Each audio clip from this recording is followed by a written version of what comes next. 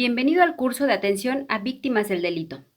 Este curso de especialización está conformado por 5 unidades, con un total de 5 videos. Al término de cada tema, deberás responder una evaluación, misma que una vez que inicies a contestar, deberás terminar. Los videos puedes verlos tantas veces como sea necesario, pero la evaluación, una vez que comienzas, concluye. Bien, comienza viendo este primer video que corresponde a la unidad 1, la reforma constitucional de junio de 2011. Bienvenidas y bienvenidos a este curso de atención a víctimas del delito. Sin duda alguna es un curso de suma importancia para los cuerpos de seguridad pública del Estado de México. Este curso se apoya de un manual. Este manual desarrolla todos y cada uno de los temas siguientes. El primer tema que se aborda en el manual y que vamos a tratar en esta exposición es la reforma constitucional del 2011. Sin duda alguna una reforma fundamental que da apertura para que los tratados internacionales en materia de derechos humanos sean vinculantes en México y se puedan aplicar. No podemos ahora solo hablar del derecho interno, tenemos que mirar el derecho internacional de los derechos humanos para poder realmente proteger a las víctimas del delito. También vamos a hablar en un segundo momento de los derechos de las víctimas en el marco internacional. Justamente aquí vamos a hablar de esos derechos que tienen las víctimas consagrados en los tratados internacionales y que tenemos que observar en nuestra actuación.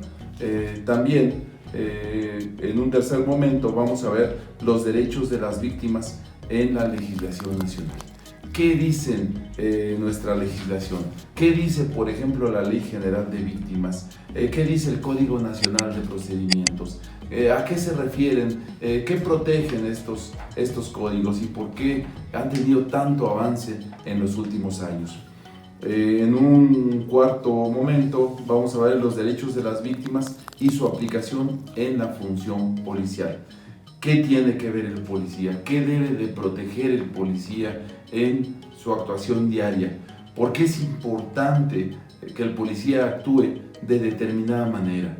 Cuando su actuación puede generar incluso una responsabilidad por no haber protegido los derechos que consagran las leyes en favor de las víctimas. Y en una última etapa, en un último capítulo, vamos a ver las medidas de reparación integral del daño en caso de abuso policial. ¿Qué debe hacer el Estado? ¿Cómo debe reparar estas medidas? ¿Qué debe incluso considerar el propio Estado? Es sin duda alguna un curso muy importante que tiene mucho que ver con la actuación de todas y todos ustedes.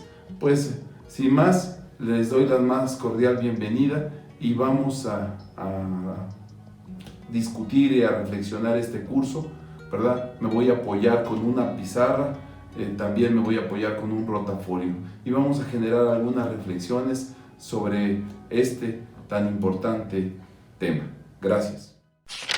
Vamos a dar inicio a este curso de atención a víctimas del delito. Este curso lo hemos dividido en el estudio y análisis, les decía yo, del derecho internacional y del derecho interno. Pero sobre todo, la relación que guarda con los cuerpos de seguridad pública. Quiero comentarles que hace más de 200 años que nace el derecho penal como lo conocemos el día de hoy, y este derecho justo nace para excluir a las víctimas. Fíjense qué interesante, excluye a las víctimas. Esto es, no eran consideradas las víctimas, el daño a las víctimas no era relevante, lo que era relevante era el daño que se causaba a la sociedad.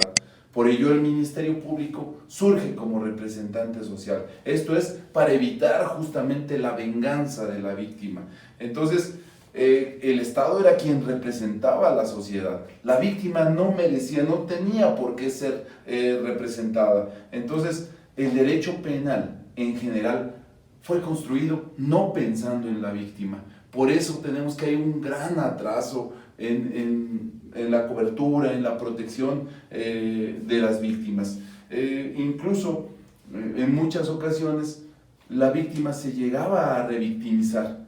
se llegaba a afectar sus derechos, pero tenía que utilizar esta víctima al representante social para que justo la representara y justo hiciera valer sus derechos. Aquí hay una gran desigualdad. Imagínense ustedes, la víctima no tenía ni voz ni voto, pero esto es un atraso importante, incluso jurídico, en todo el mundo.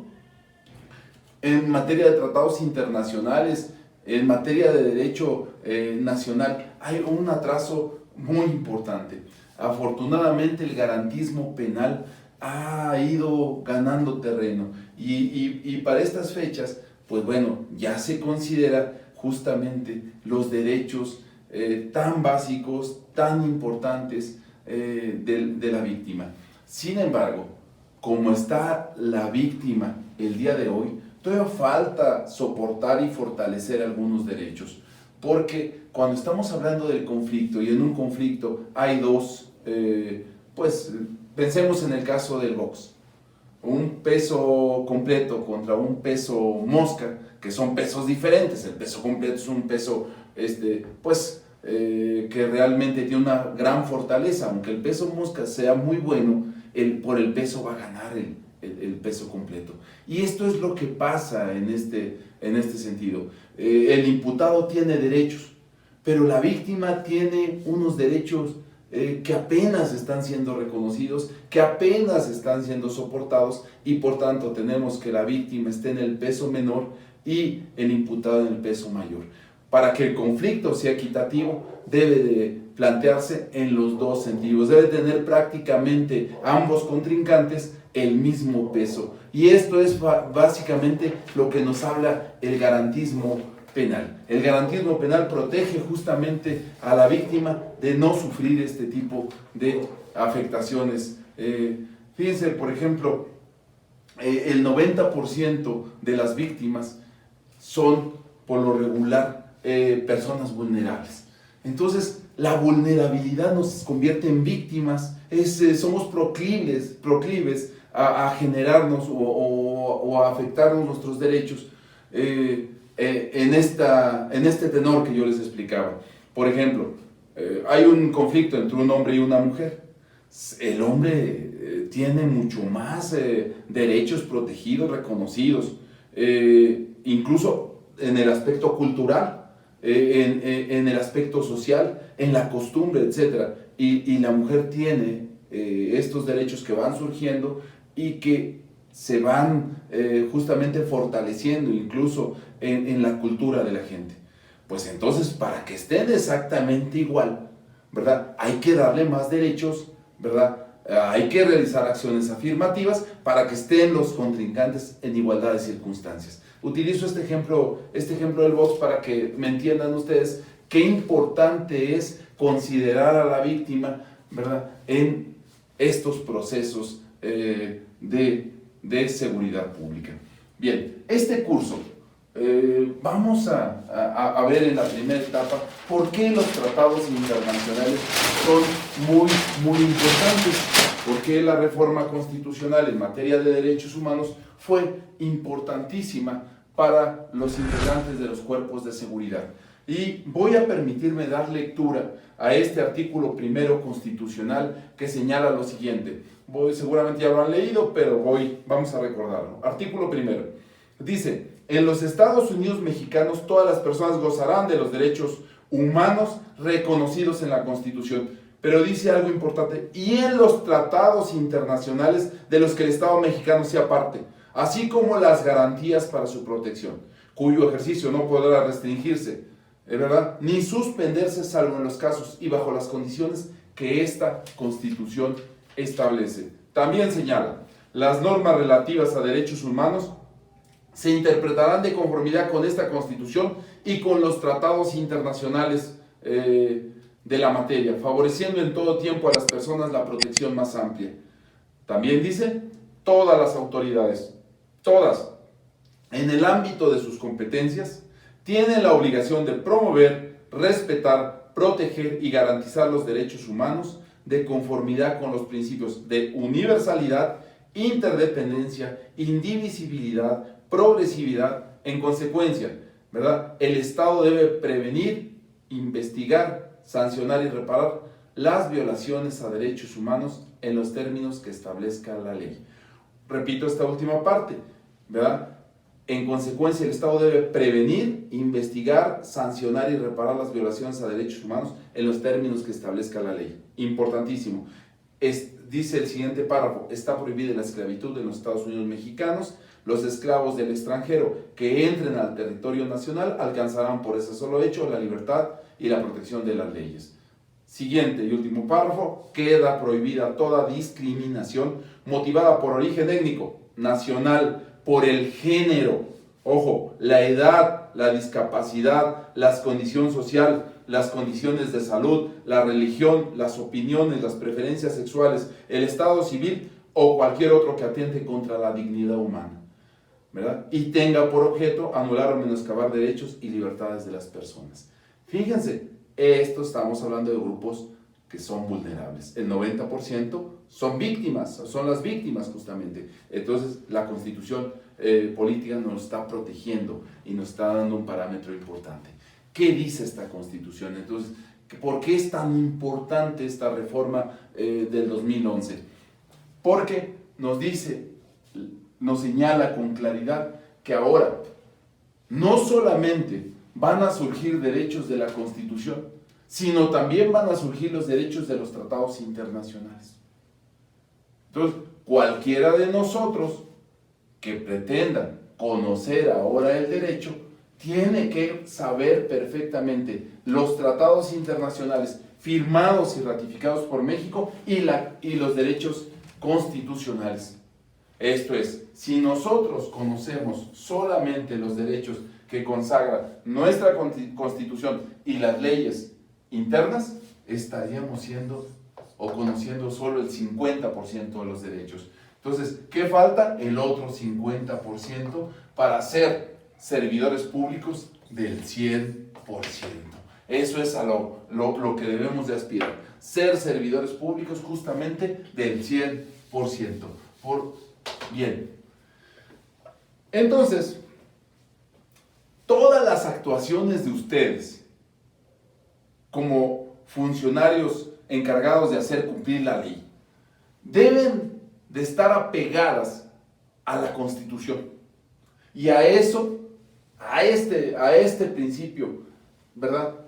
Se le llama el control de constitucionalidad. Todas las actuaciones y todas las leyes que se apliquen deben de estar apegadas a la Constitución. Y todas las actuaciones e incluso disposiciones que apliquen deben estar apegadas también a los tratados internacionales. La Constitución se interpretará y aplicará los derechos humanos haciendo un control de constitucionalidad y un control de convencionalidad. ¿Qué es esto de control de constitucionalidad y control de convencionalidad? Entonces, aplica que los actos de cualquier autoridad deben estar acordes a los principios de la Constitución. Si no es así, esos actos son inconstitucionales. Pero también todos los actos de cualquier autoridad deben estar acorde a los tratados internacionales en materia de derechos humanos. De no ser así, son inconvencionales. Entonces, este artículo primero ya aclara cualquier duda. Ya no dice, los tratados son más importantes, la Constitución es más importante, está uno arriba, está otro... No, ya dice, se complementan, con claridad. Ya aclara, dice, los tratados y la Constitución no se jerarquizan, se complementan. Entonces, es importante que nosotros empecemos a mirar, ¿verdad?, los tratados internacionales como elemento fundamental de nuestra actividad diaria. ¿Qué fortalece esta disposición? Justo un caso tan relevante y tan importante para el Estado mexicano, que es el caso Rosendo Radilla, que lo vamos a exponer más adelante en uno de los segmentos. Bien, entonces, los tratados son realmente constitución. Cuando ustedes les explicaban en sus academias, en sus institutos, a ver, la parte dogmática y la parte orgánica de la Constitución. La dogmática se integra de los derechos constitucionales y la orgánica de la organización del poder. Bien, ahora, si quisiéramos seguir mirando esta pues incluso cambio esta disposición. Tendríamos que decir, la parte dogmática se integra de los derechos constitucionales y de los derechos que se consagran en los tratados internacionales. Entonces, son estas dos disposiciones que hay que tomar en consideración. Este es un elemento importantísimo que señala nuestra Constitución Federal en este artículo primero. Bien. También nos dice que las normas, ¿verdad?, se van a interpretar siempre entonces mirando la Constitución y los tratados internacionales. Pero fíjense, algo importante, la Suprema Corte de Justicia va más allá. Dice, la suma de la Constitución y de los tratados internacionales, a esta suma, se le va a llamar bloque o parámetro de regularidad constitucional. Pero pone un ingrediente más la Suprema Corte de Justicia y dice que no solo la Constitución, no solo los tratados internacionales, sino también la jurisprudencia del Poder Judicial de la Federación y la jurisprudencia de la Corte Interamericana. ¿Qué quiero decirles con esto? Que cuando estemos realizando alguna actuación, tenemos que considerar la Constitución. Sí, perfecto, nuestros actos son constitucionales. Sí, perfecto, dijimos los tratados internacionales. ¿Cuántos aplican ustedes? Seguramente muchos tratados, y conocen muchos. Son 210 tratados en materia de derechos humanos, según la Suprema Corte de Justicia. De esos 210 tratados, seguramente ustedes aplican algunos de ellos, ¿verdad? Pero también vamos a aplicar la jurisprudencia del Poder Judicial y la jurisprudencia de la Corte Interamericana de Derechos Humanos. Estas, entonces, el parámetro o bloque de regularidad constitucional se integra de 4 elementos: Constitución, tratados internacionales, jurisprudencia del Poder Judicial y jurisprudencia de la Corte Interamericana.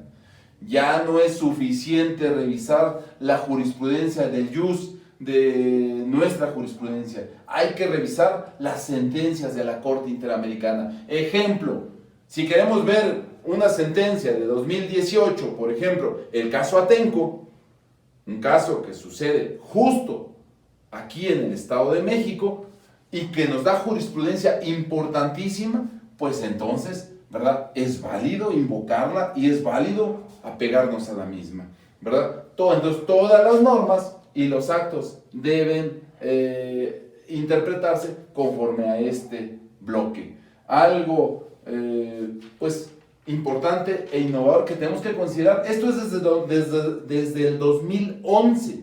Quiere decir que a estas alturas ya tenemos nosotros que conocer perfectamente estas disposiciones.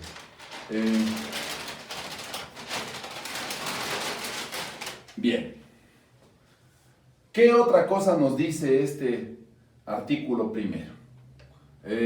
Nos dice que hay un principio de interpretación conforme y hay un principio pro persona. ¿Qué es esa interpretación conforme?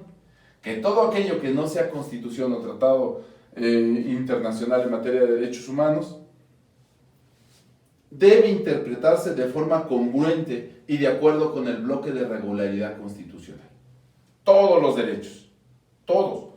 Si es un derecho administrativo sancionador, si es el derecho penal, todos deben de ir apegados, alineados y no salirse de ahí, tanto de la Constitución, de los tratados internacionales. Esta es la famosa interpretación. El alcance de la norma debe hacerlo de tal manera que resulte compatible con la Constitución y con los tratados.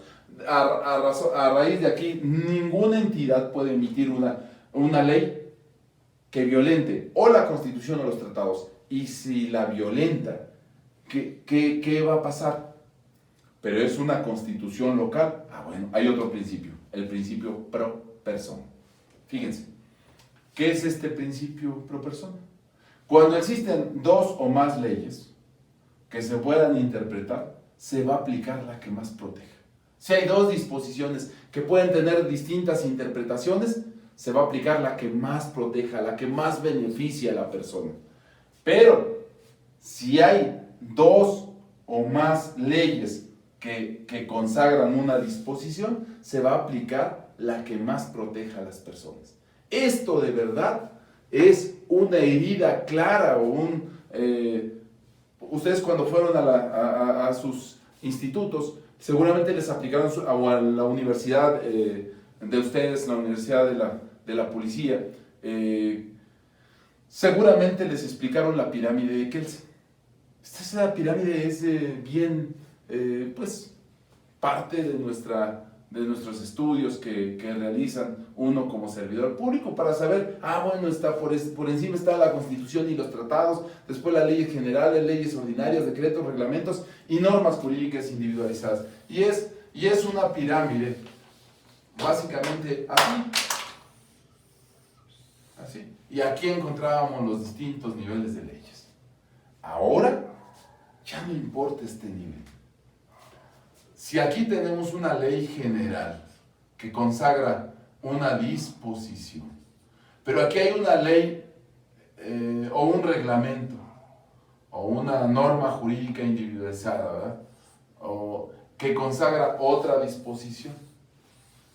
¿Cuál se aplica? Si la que más protege es esta protege menos, ¿cuál se aplica? No importa el nivel jerárquico, dice ahora la propia reforma constitucional, ya no importa el nivel jerárquico, lo importante, vamos a aplicar la que más protege. Oiga, maestro, pero si nuestra Constitución del Estado de México establece pues incluso una determinación, pero una ley ordinaria establece otra, y a mí me beneficia más la ley ordinaria que la Constitución local, pues efectivamente se aplica la ley ordinaria. Entonces, este es el caso clarísimo para poder proteger, para poder respetar, es parte de estos derechos. Entonces, ahora no importa el nivel jerárquico, ¿verdad? Tiene que ver con la que más protege. Entonces, esta explicación que les daba yo cuando Kelsen habla de la norma fundamental hipotética, dice, hay una norma hasta acá arriba y dice, es una norma porque solo una norma fundamenta a otra, es fundamental porque constituye el último fundamento de validez y es hipotética porque solo constituye una hipótesis de trabajo. Bien, cuando habla de toda esta teoría y que dice, vamos a hacer caso, si una ley de carácter superior determina una circunstancia y otra de carácter inferior determina otra, se hace lo que la ley superior determina. Eso nos decía Kelsen. Pues eso, Kelsen ha muerto. Porque ahora ya no tenemos que ver justamente con eso.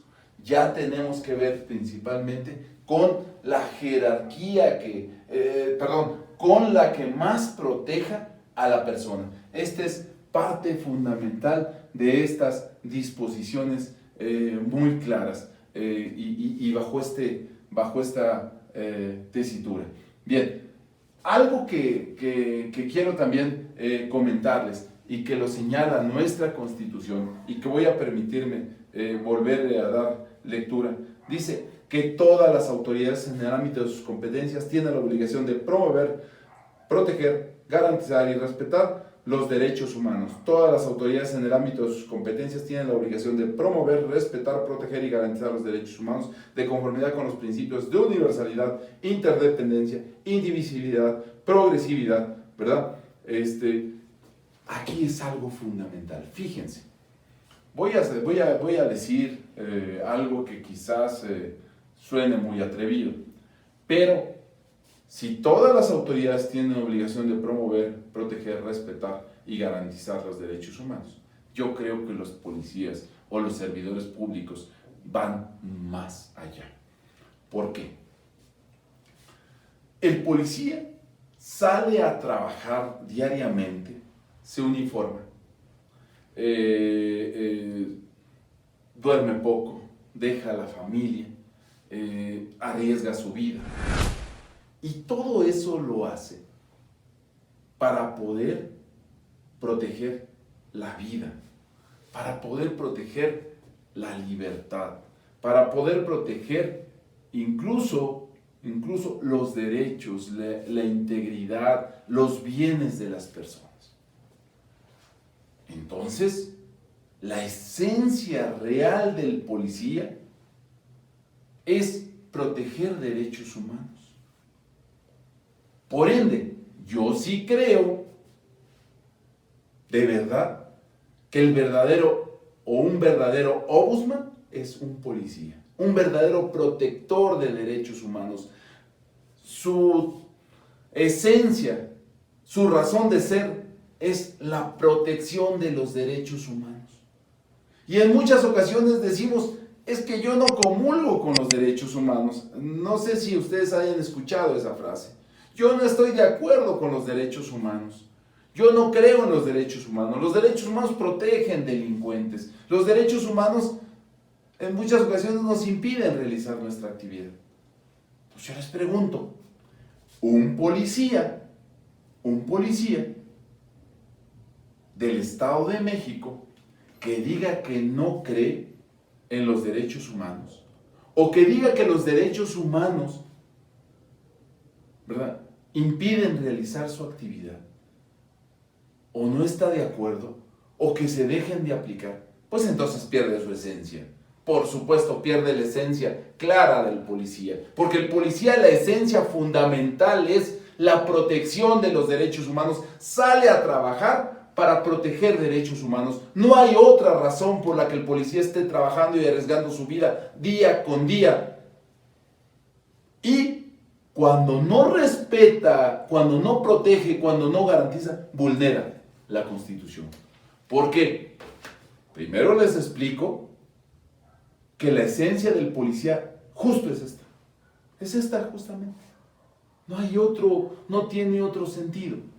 Pero si no estás, o si no está uno de acuerdo, ya la Constitución dice, bueno, aquel que no esté de acuerdo en esta reflexión, que es realmente un ombudsman, es un protector de derechos humanos allá afuera, entonces dice, sencillo, todas las autoridades en el ámbito de sus competencias tienen la obligación de promover, respetar, proteger y garantizar los derechos humanos. Todas las autoridades. Ustedes son autoridad y tienen la obligación de promover, proteger, respetar y garantizar los derechos humanos.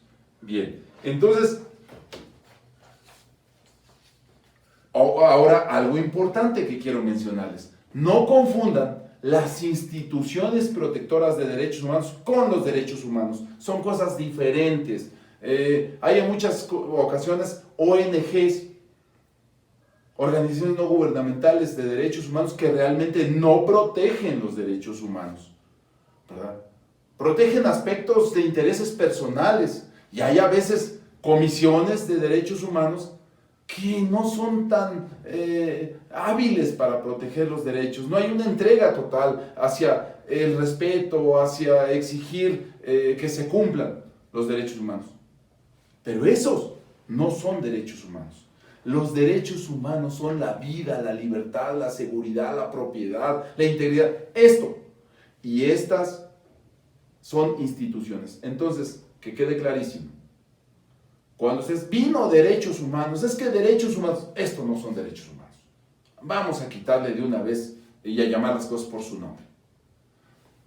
Estos son instituciones que se dicen proteger los derechos humanos. Y estas, ¿verdad?, son los derechos humanos. Caso concreto, ¿verdad? Yo recuerdo hace un tiempo hubo un caso en Zongolica, Veracruz, donde una anciana fue violada, ¿verdad?, y perdió la vida. Hubo una comisión de derechos humanos que fue a justificar la actuación de los servidores públicos y realmente no protegió a la víctima. Y decía la gente, es que los derechos humanos no funcionan, es que los derechos humanos... No. Esas son instituciones. Los derechos humanos son esos derechos que tenemos por el solo hecho de ser personas, por el solo hecho de formar parte de la especie humana. Importantísimo entonces, los derechos que habla este artículo primero, ¿verdad? Tenemos obligación de promoverlos, respetarlos, difundirlos y garantizarlos como funcionarios encargados de hacer cumplir la ley. Siempre. ¿Qué pasa, compañeros y compañeras? Si no respetamos los derechos humanos, podemos generar impunidad. Por supuesto. Caso concreto. Y un que está de moda. El caso Florence Cassés. ¿Verdad? Este caso Florence Cassés, el problema fue, y la Suprema Corte de Justicia se pronunció porque había sido detenida y no había sido remitida inmediatamente. Entonces el policía, ¿verdad?, nunca la remitió de inmediato. Crean todo un montaje, la habían detenido horas antes y crean este montaje. Entonces la Corte se pronuncia en este sentido, ¿verdad? Que no fue remitida, que no se dio la asistencia consular, ¿verdad?, de esta persona, y que entonces está generando incluso un efecto corruptor. Concreto, no está diciendo, no dijo nunca la Suprema Corte de Justicia que fuera inocente, sino dijo, se le violaron estos derechos. El policía no hizo lo que en la esencia tendría que hacer, de respetar, proteger y garantizar sus derechos humanos.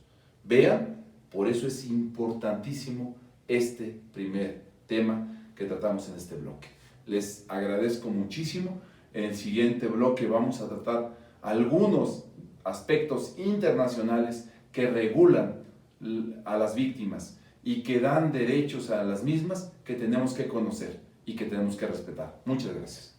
Ha terminado este primer video del curso Atención a víctimas del delito. Si ya estás listo, responde tu evaluación.